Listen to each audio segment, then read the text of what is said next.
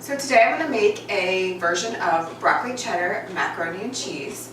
Basically I wanted to combine kind of the great flavors of macaroni and cheese and combine that with one of my favorite soups, which is a broccoli and cheddar soup. So I'm going to actually start with some frozen broccoli.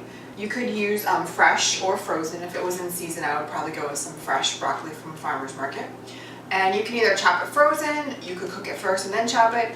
I'm actually going to use a food chopper to make it a little bit easier and faster. So I have about a pound here of my chopped broccoli. I also added some carrot. This recipe is modeled after one of my favorite broccoli cheddar soups, which has carrot in it, which is why I decided to add some carrot as well. So I'm just finishing up the last of the turkey bacon. I'm going to let it cool on a paper towel before I crumble it.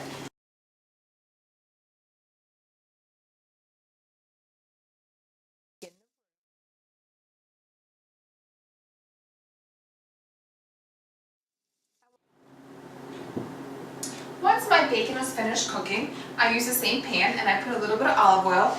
I had used turkey bacon, so there was not a lot of fat left in the pan. And then I used about 2 tablespoons of butter.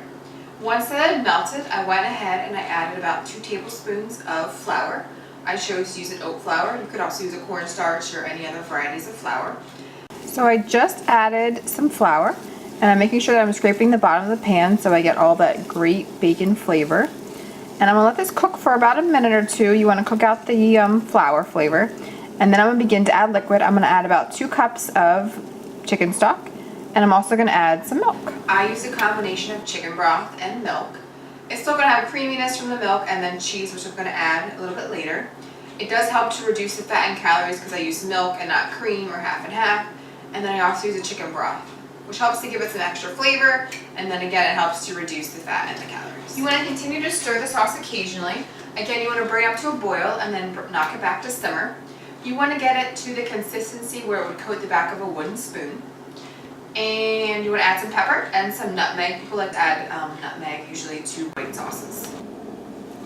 So I added my cheese, and as you can see, this would now coat the back of a spoon. You can see how it's not really sliding off. There's still some left, so I know that this is ready to go. Now I just stirred in my broccoli and carrots, and this actually right now kind of looks like my favorite broccoli cheddar soup.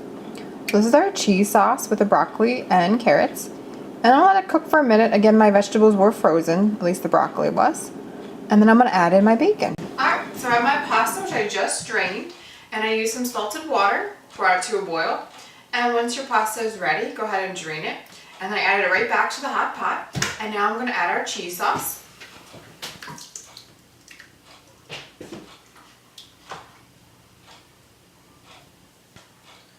You're going to go ahead and make sure you scrape out all of the cheese sauce. Now my pot is pretty full, so you just want to mix it carefully, just so you don't make a mess.